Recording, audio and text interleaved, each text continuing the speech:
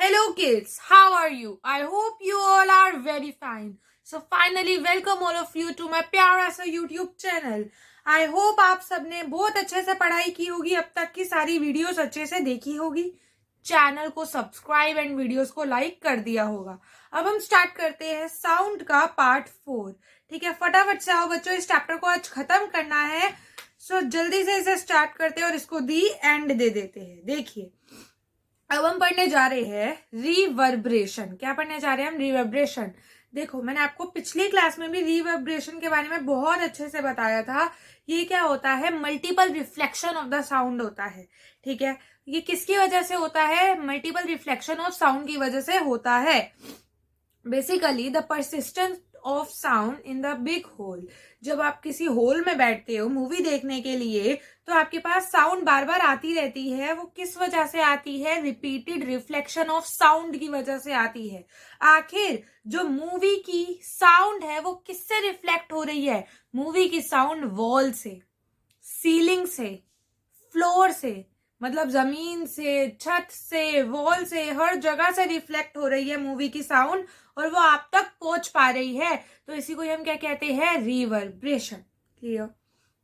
If reverberation is too long, अगर reverberation मतलब multiple reflection, अगर साउंड का रिफ्लेक्शन बहुत ज्यादा हो गया तो साउंड बहुत ज्यादा ब्लर हो जाएगी, डिस्टोर्टेड हो जाएगी और कंफ्यूजिंग हो जाएगी, क्योंकि साउंड की ओवरलैपिंग हो जाएगी। सो ये क्वेश्चन पूछा जाता है कि अगर साउंड का रिफ्लेक्शन बहुत ज्यादा हो गया तो क्या क्या होगा? आप लिखोगे साउंड ब्लर हो जाएगी, डिस्टोर्टेड हो जाएगी एंड कंफ्यूजिंग हो जाएगी। इसीलिए मूवी के हॉल में साउंड एब्जॉर्बर लगाए जाते हैं, ताकि जो भी साउंड आए वो साउंड को एब्जॉर्ब कर ले। अब साउंड ही एब्जॉर्ब हो गई तो रिफ्लेक्शन नहीं होगा, अगर रिफ्लेक्शन ही नहीं हुआ तो सारी चीजें बहुत अच्छे से हो जाएगी।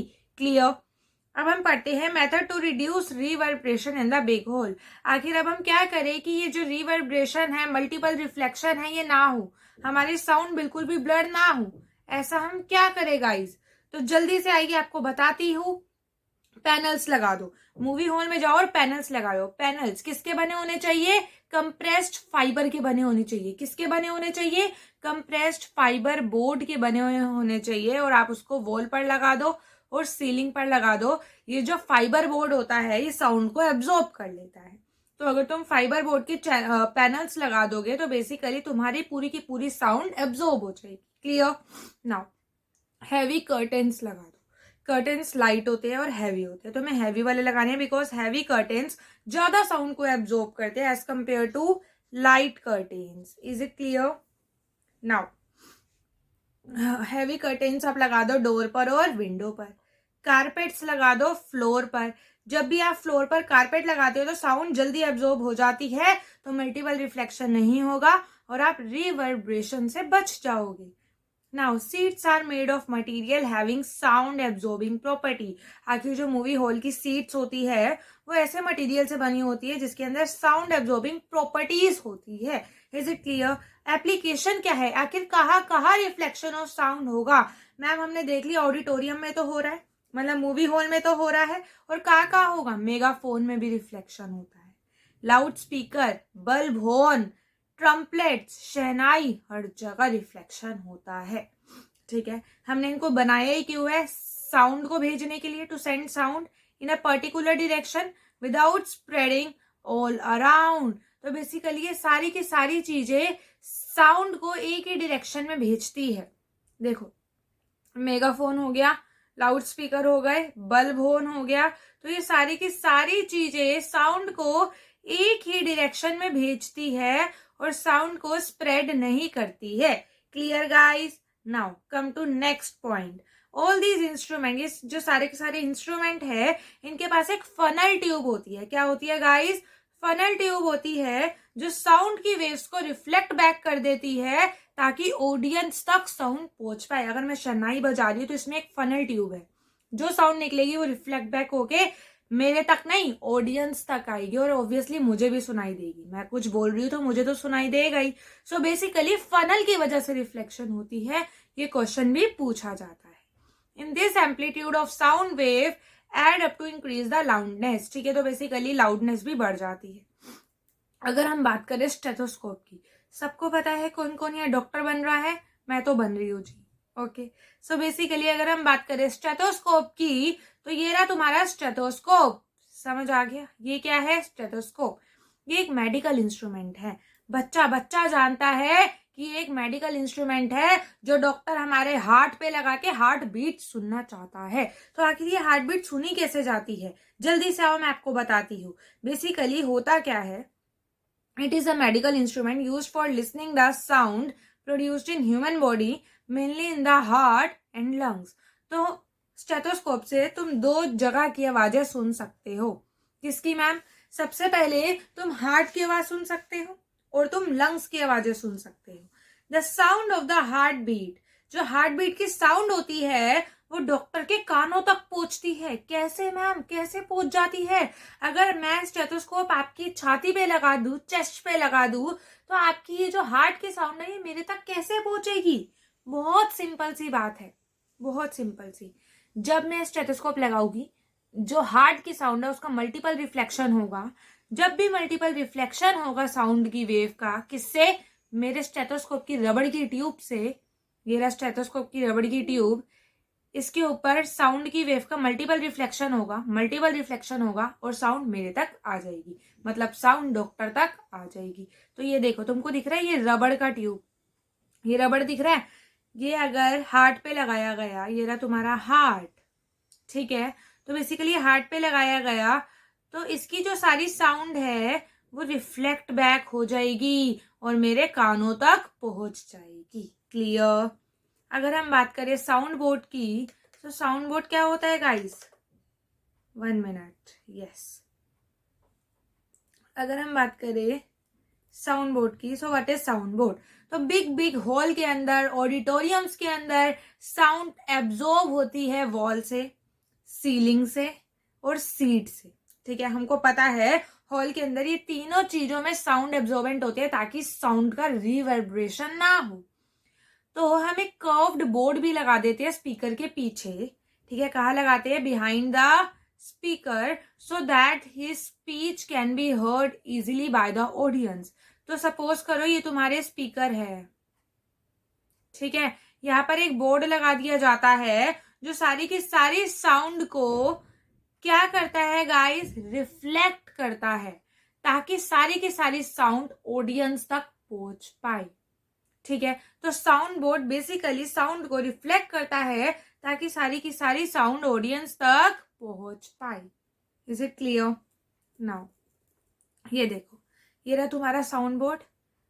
ऐसे आवाज आई, रिफ्लेक्ट हो गई, आवाज आई, रिफ्लेक्ट हो गई। ये रहा सोर्स ऑफ साउंड, यहाँ से आई ऐसे गई, यहाँ से आई ऐसे गई। ठीक है, ये मूवी चल रही है, यहाँ से आई ऐसे गई, यहाँ से आई ऐसे गई। तो ये तुम बैठे हो तो तुम्हारे को सारी की सारी आवाजें सुनाई देगी। तो साउंड बोर्ड का मतलब है साउंड को मल्टीपल रिफ्लेक्शन देके ऑडियंस तक पहुंचाना। Is it clear? Now why ceilings of the concert halls are made curve? हम सीलिंग को हमेशा कर्व बनाते हैं, ऐसा क्यों? ताकि मल्टीपल रिफ्लेक्शन हो पाए और ऑडियंस तक आवाजें पहुंच पाए। ठीक है, ये देखो मल्टीपल रिफ्लेक्शन हो रही है, ये बैठे हो तुम लोग जीएफ के साथ और तुम्हारे तक आवाजें पहुंच रही है। Clear? Now the ceiling of the concert hall are made curved, so sound after reflection from the ceiling reaches all part of the ear of the audience. Clear? Now अगर हम बात करें रेंज ऑफ हियरिंग की, तो here की मतलब हमारी सुनने की क्या रेंज है, जल्दी बताओ। हम 20 हर्ट्ज से लेकर, ठीक है, हमारी सुनने की कुछ रेंज होती है। तुम लोग और मैं ह्यूमन बींग्स 20 हर्ट्ज से लेकर 20,000 हर्ट्ज तक ही सुन सकते हैं। क्या बोला मैंने? मैंने बोला हम लोग 20 हर्ट्ज से लेकर 20,000 हर्ट्ज तक ही सुन सकते हैं। अगर किसी साउंड की फ्रीक्वेंसी 20 हर्ट्ज से कम हुई, अगर किसी साउंड वेव की फ्रीक्वेंसी 20 हर्ट्ज से कम हुई तो उसको हम इंफ्रासोनिक वेव कहेंगे। अगर किसी साउंड वेव की फ्रीक्वेंसी 20 हर्ट्ज से ज्यादा हुई, 20,000 हर्ट्ज से ज्यादा हुई, तो उसको हम अल्ट्रासोनिक वेव कहेंगे। तो बेसिकली 20 हर्ट्ज से कम वाली फ्रीक्वेंसी तुम सुन नहीं पाओगे, 20 हर्ट्ज से ज्यादा वाली फ्रीक्वेंसी भी गाइस तुम सुन ही नहीं पाओगे। हम सिर्फ 20 से लेकर 20,000 हर्ट्ज तक की फ्रीक्वेंसी सुन सकते हैं। क्या इतनी बात रट गई? कुछ नहीं था भाई, 20 से 20,000 तक सुन सकता है तू, और कुछ नहीं कर सकता जिंदगी में। समझ आ रही है तुझे? हाँ, तो तू 20 हर्ट्ज से लेकर 20,000 हर्ट्ज तक ही सुन पाएगा रामलाल। अगर हम बात करें रेंज ऑफ हियरिंग की, तो range of hearing human beings की है 20 हर्ट्ज से लेकर 20,000 तक के हर्ट्ज। ठीक है, तो ये क्वेश्चन आता है, हजारों बार आया हुआ है, इस बार भी आ जाएगा मुंह उठा के, तो आप आंसर लिखाना। अगर हम बात करें चिल्ड्रन की, जो छोटे बच्चे बेबी है, जो भी क्या है, बेबी है, तुम्हारे बाबू सोना नहीं, जो असली के बेबी है, 5 साल के कम वाले बेबी। और अगर हम डॉग की बात करें, ठीक है, वो 25,000 हर्ट्ज तक सुन सकते हैं। ओ माय गॉड मैम, ये क्या बोल दिया आज आपने? हाँ जी, जो तुम्हारे कुत्ते हैं ना, पेट है, जो तुम्हारे घर बेबीज होते हैं, तो बेसिकली बेबीज और पेट्स 25,000 हर्ट्ज से ज्यादा सुन सकते हैं। और हमारी हियरिंग की जो क्षमता है वो है 20,000 हर्ट्ज। और ये कितना सुनेंगे? 25,000 हर्ट्ज तक। ठीक है, मैंने अभी बताया वेव्स दो तरह की है, एक है इंफ्रासोनिक और एक है अल्ट्रासोनिक। वेव दो तरह की होती है गाइस, इंफ्रासोनिक, अल्ट्रासोनिक। इंफ्रा का क्या मतलब है? अगर फ्रीक्वेंसी, अगर साउंड वेव की फ्रीक्वेंसी 20 हर्ट्ज से कम हुई तो उसको हम इंफ्रासोनिक कहेंगे। देखो, the sound of frequency lower than 20 hertz are known as infrasonic sound. क्या हम सुन पाएंगे? नहीं सुन पाएंगे जी। तो ये कौन सुन पाता है? अ वाइब्रेटिंग सिंपल पेंडुलम, आखिर ये कौन प्रोड्यूस करता है? जो हमारा वाइब्रेटिंग सिंपल पेंडुलम होता है वो इंफ्रासोनिक साउंड प्रोड्यूस करता है। क्वेश्चन आता है, रट लो इसे। जो राइनासोर्स होते हैं वो कम्युनिकेट करते हैं एक दूसरे से 5 हर्ट्ज में, मतलब 5 हर्ट्ज से भी कम में वो कम्युनिकेट करेंगे, इसलिए हमको राइनासोर्स की जो बातें हैं वो समझ नहीं आती। क्यों? क्योंकि भाई वो उनकी साउंड की फ्रीक्वेंसी ही कम है। हम तो 20 हर्ट्ज से ज्यादा तक सुन सकते हैं, ये 5 हर्ट्ज से भी कम बातें कर रहे हैं तो हमको कुछ सुनाई नहीं देगा। एलिफेंट्स भी इंफ्रासोनिक साउंड निकालेगी, वेल्स इंफ्रासोनिक साउंड निकालेगी, अर्थक्वेक जो आता है ना वो भी इंफ्रासोनिक साउंड निकालता है। इसलिए कुछ एनिमल्स को पहले ही पता लग जाता है कि अर्थक्वेक आ गया मेरे बच्चों, तभी कुछ पेट्स भूखने लग जाती है। क्लियर हो गया? तो आपको मेरी बात क्लियर है? ये क्वेश्चन इस तरह से आता है कि बताओ, राइनासोर्स जो होते हैं वो इंफ्रासोनिक साउंड निकालेंगे या अल्ट्रासोनिक? आप बोलोगे इंफ्रासोनिक। एलिफेंट जो होते हैं वो इंफ्रा निकालेंगे, अल्ट्रा? तुम बोलोगे infra. Well infra, ultra, infra. Earthquake infra होता है, अल्ट्रा इंफ्रा। तो ये सारे के सारे एग्जांपल्स बहुत इंपॉर्टेंट हैं, जितने इंपॉर्टेंट आप हो अपने पेरेंट्स के लिए। Clear? Okay, now what do you mean by ultrasonic sound? अब अल्ट्रासोनिक साउंड क्या होती है जी? The sound of the frequency higher than 20,000 hertz. ये जो किलो, जिसको समझ नहीं आ रहा ना, वो डूब के मर जाओ, जाओ चुल्लू भर पानी लो और डूब के मर जाओ। किलो का मतलब है 1000। ठीक है, अगर किसी साउंड की फ्रीक्वेंसी 20,000 हर्ट्ज से ज्यादा है तो हम तो सुन ही नहीं पाएंगे, बात खत्म। ठीक है, उसको हम क्या कहते हैं? Ultrasonic wave. डॉग, पैरपोइसिस, डॉल्फिन, तुम्हारी क्यूट सी डॉल्फिन अल्ट्रासोनिक है। बैट, छोटू सा बैट अल्ट्रासोनिक साउंड प्रोड्यूस करता है। रैट, छोटू सा रैट अल्ट्रासोनिक साउंड प्रोड्यूस करता है। समझ रहे हो ये छोटे छोटे कितने निकम्मे हैं, कितनी बड़ी बड़ी साउंड सुन सकते हैं। Clear? Now they can hear ultrasonic sound, वो प्रोड्यूस भी कर सकते हैं, हियर भी कर सकते हैं। क्लियर? बैट्स एंड रैट्स, देखो यहाँ पे लिखा हुआ है, जो छोटे छोटे से बैट है, छोटे छोटे से रैट है, वो क्या प्रोड्यूस करेंगे? अल्ट्रासोनिक साउंड प्रोड्यूस करेंगे। अब अगर तुम्हारे कान खराब हो जाए, तुम बहरे हो जाओ, ठीक है, डोरे हो जाओ, बहरे को और क्या कहते हैं? डोरा कहते हैं। तो बेसिकली अगर तुम डोरे हो जाओ तो वैसे हो ही जाओगे। जितनी तुम ब्लूटूथ लगाते हो, ईयरबड्स लगाते रहते हो, पूरा दिन स्पीकर पे इतनी तेज वॉल्यूम में गाने सुनते हो, तो तुमको भी इस हियरिंग एड की जरूरत पड़ने वाली है गाइस। तो हियरिंग एड कुछ नहीं है, मशीन है। जिनके कान खराब हो जाते हैं वो इस मशीन को लगा लेते हैं, बस बात खत्म हो गई। ठीक है, तो ये क्या है? It is a battery operated electronic device use by person who are hard of hearing, मतलब जो सुन नहीं पाते वो इसको लगा लेते हैं। Microphone convert sound into electrical signal. Basically होता है क्या, जो माइक्रोफोन होता है वो साउंड को इलेक्ट्रिकल सिग्नल में कन्वर्ट करेगा, और एम्पलीफाई कर देगा एम्पलीफायर से, और एम्पलीफाइड साउंड स्पीकर तक पहुंचेगी और हियरिंग एड तक पहुंच जाएगी, बात खत्म। The speaker convert the amplified signal to sound and send ear for clear hearing. तो यहाँ पे आपका मैकेनिज्म लिखा हुआ है हियरिंग एड का। तो बेसिकली होता क्या है, यहाँ पे ध्यान से सुनो। जो माइक्रोफोन होता है, मतलब जो आपने हियरिंग एड लगाया हुआ है और आपके पास जो माइक्रोफोन है, वो कन्वर्ट कर देगा साउंड को इलेक्ट्रिकल सिग्नल में। ठीक है, इलेक्ट्रिकल सिग्नल को एम्पलीफाई किया जाएगा और एम्पलीफाइड साउंड स्पीकर तक पहुंचेगी हियरिंग एड के। नाउ जो हियरिंग एड है वो एम्पलीफाइड साउंड को पकड़ेगा, ईयर तक भेजेगा और हमारे दिमाग तक भेज देगा और हमको सब समझ आ जाएगा। ठीक है, अगर हम बात करें अल्ट्रासाउंड की, तो जिन लोगों को पथरी हो जाती है वो जाके अल्ट्रासाउंड करवाते हैं। तो अल्ट्रासाउंड होता क्या है, it is use to detect the crack in the metal block. अगर मेटल की ब्लॉक में कोई भी क्रैक आ गया है तो तुम अल्ट्रासाउंड से पता करवा लोगे। It is used in industry to clean hard to reach part, मतलब हम ऐसी चीजें सही कर देते हैं जहां हम हाथ नहीं डाल पाते, गलत नहीं समझना, ऐसी चीजें सही कर देते हैं जिसको हम की सफाई, जैसे हमको घर की सफाई करनी है, एक ऑब्जेक्ट है उसको हम साफ नहीं कर पा रहे क्योंकि वो बहुत पतला ऑब्जेक्ट है, तो बेसिकली हम अल्ट्रासाउंड की वेव्स डाल देंगे और वो सही हो जाएगा। It is use to investigate. तो बेसिकली आपने देखा होगा जिनको स्टोन होता है, मतलब पथरी होती है उनके स्टमक के अंदर, तो उनका अल्ट्रासाउंड होता है। एक मशीन से उनकी स्टमक के ऊपर फहराई जाती है और एक कंप्यूटर की स्क्रीन पे सब पता लग रहा होता है कि पेट में स्टोन है या नहीं है। तो बेसिकली आपके इंटरनल ऑर्गन के अंदर स्टोन का भी पता लगाया जा सकता है, जैसे liver, gall bladder, kidney, uterus, heart. तो इन सब जगह पे अल्ट्रासाउंड का इस्तेमाल होता है।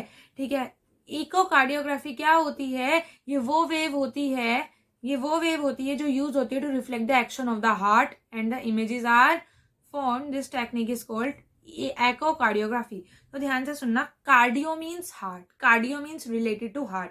अगर आप हार्ट का चेकअप करवाने जा रहे हो तो आपकी एकोकार्डियोग्राफी हो जाएगी। ठीक है, अब हम बात करते हैं अल्ट्रासोनोग्राफी की। तो ये एक ऐसी टेक्निक है जिसके अंदर आपकी इंटरनल ऑर्गन की पिक्चर आ जाएगी। ठीक है, अल्ट्रासाउंड वेव से, उसको हम अल्ट्रासोनोग्राफी कहते हैं। अल्ट्रासाउंड जो होता है वो किडनी को भी निकालने में, किडनी में से स्टोन निकालने के काम आता है। Is it clear? अगर हम बात करें सोनार की, तो सोनार कुछ नहीं है, sound navigation and ranging device है। बेसिकली अगर हम बोट की बात करें, शिप्स की बात करें, तो उसके नीचे एक इंस्ट्रूमेंट लगा होता है जिसको हम सोनार कहते हैं। ठीक है, इसकी फुल फॉर्म याद कर लो, पूछे जाती है। बेसिकली हमको डिस्टेंस, डायरेक्शन, स्पीड सब बता देगा अंडर वाटर ऑब्जेक्ट की। मतलब अगर तुमको वाटर के अंदर जो भी ऑब्जेक्ट है उसका डिस्टेंस, स्पीड, टाइम, डायरेक्शन कुछ भी जानना है तो तुम सोनार से जान लो।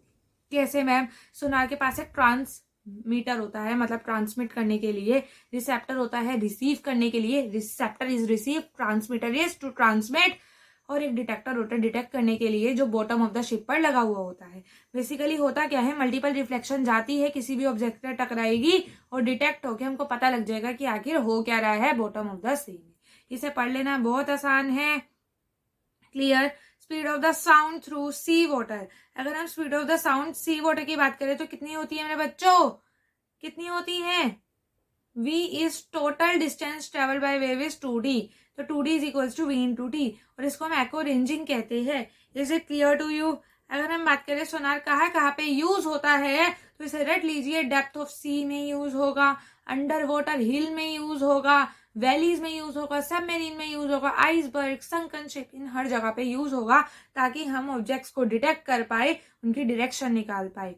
जो बैट्स होते हैं वो फ्लाई करते हैं डार्क नाइट पे by emitting high pitch ultrasound waves which are reflected from the obstacle और prey and return to the bat year.